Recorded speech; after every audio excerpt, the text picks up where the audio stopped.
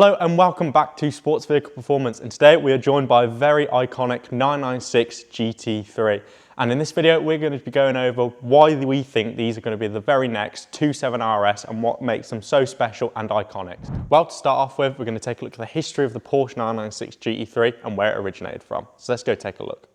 In 1999, Porsche introduced a new breed of 911, one that would push the boundaries of performance engineering and driving experiences.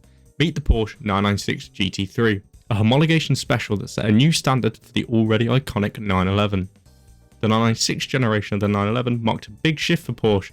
The transition to a new water-cooled engine in 1997 was bold, but with the need to try something new, the GT3 was designed to meet FIA racing regulations that would truly redefine the 911's legacy. Powered by a naturally aspirated 3.6-litre Mezger engine, the 996 GT3 produced 360 horsepower. Paired with a 6-speed manual gearbox and rear-wheel drive, it was a raw, focused and built for those who sought the pure driving experience as a homologation special. This car was engineered for the racetrack but made street ready to fulfill Porsche's racing ambitions. As it was designed to homologate Porsche's entry into the GT3 racing class, the GT3 was light, agile and equipped with racing-inspired suspension. The GT3's sharp handling, exhilarating performance and 381 horsepower in the new Gen 2 version of the car in 2003 quickly made it a car to be desired. Its mechanical purity and visceral connection between car and driver made it the ultimate 911 for purists. Every detail of the car was made with racing in mind, and it was clear that the homologation special had succeeded in bringing Porsche's motorsport heritage to the streets. Today, the Porsche 996 GT3 still seems to be in the shadow of what came before and what came after it, seeming to be a bit of an unloved version in the history of the 911 catalogue, similar to what the 27 RS used to be, but in this day and age, we know what that turned into, and us here believe the 996 GT3 won't be far behind the icon, maybe one day joining it on the pedestal of truly incredible 911s. Well, now we know the history behind these cars, let's go ahead and take this modified version out for a spin. Well, we're now in the 996 GT3, and straight away you can feel a difference to any modern sports performance vehicle. The rigidness, the hardness of a sort of homologation special feeling straight away. I mean, you can feel it with a slightly stiffer suspension than the standard 996, and just in general the feeling of the car, the power of the car, the fact that lower down in the revs it feels already quicker than a standard 996. Carrera or Carrera 4 just already that much more prominent when driving. I mean, honestly, the main thing with this car at the minute that I'm getting is it wants to go quickly. It doesn't like sat at 30 miles an hour like we are now.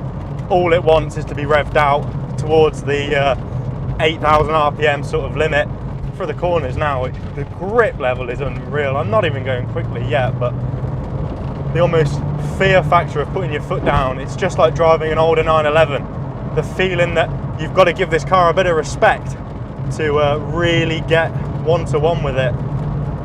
It's immaculate. Concentrate through here. The quicker I go, the more comfortable I get.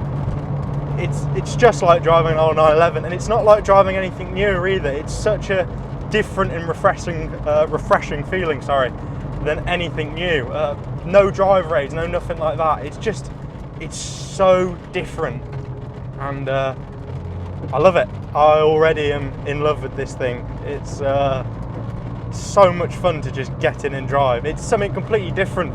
Obviously, I probably wouldn't recommend daily driving something like this, but when you just get in it for a weekend drive, a weekend bash around your local roads, maybe down some lanes, depending on what kind of road you have, but honestly, it's incredible. That 3.6 litre flat six Mezger engine is just wanting more from you, and it just wants to keep going. It wants power, it wants to go quick, which is a car to be desired. Well, like, why would you not want a car that just wants to go quickly?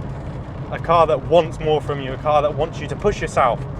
It's brilliant. It's the perfect 50-50 between a modern and a new Porsche 911. You have your GT3s nowadays, which are brilliant. The 997s, 991s, 992s. All of these cars are absolutely brilliant at their jobs, but they don't have the sort of fear factor that you get with an old 911. As we all know, these engines move further and further forwards every year from the rear of the car, but when you go back to cars like 993s, 964s, these cars are much more harder to drive quickly. You have to be quite skillful in it. You couldn't just push these cars to the limit and quickly.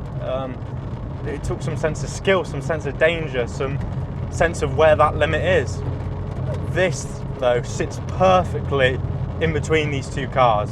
You don't have traction, you don't have stability like you do in the modern cars, like the 991s, 992s and 997s, and it's just like the older cars, but the engine's in the right place. You feel with the more modern suspension, dampers, racing setup, all these sort of things, you feel a sense of just the perfect 50-50 split between the two cars, and that's what makes this thing absolutely brilliant.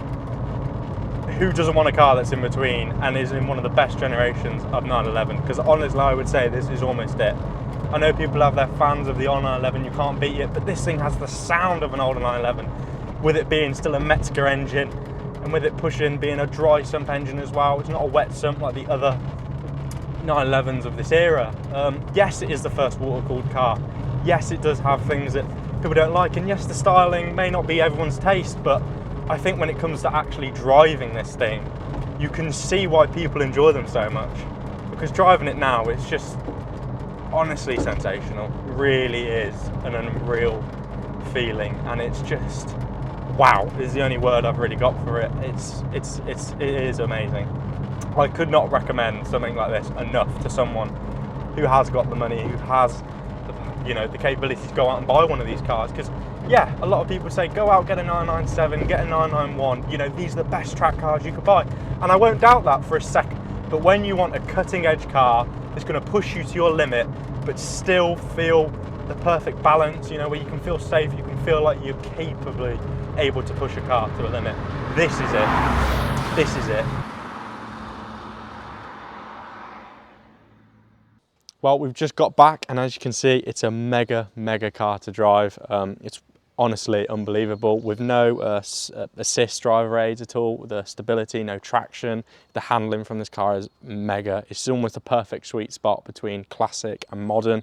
The power of a modern car, but no driver aids, just like the classic Porsches of the 60s and 70s, is unbelievable. The power range kicks in about 6.5 and revs all the way to about 8,200, and honestly, between that rev range, it feels like a rocket ship that just wants to take off. It's unbelievable. If you can even get your hands to even drive one of these, or even get in the passenger seat of one, I would highly recommend it, just for the experience alone. It is just incredible.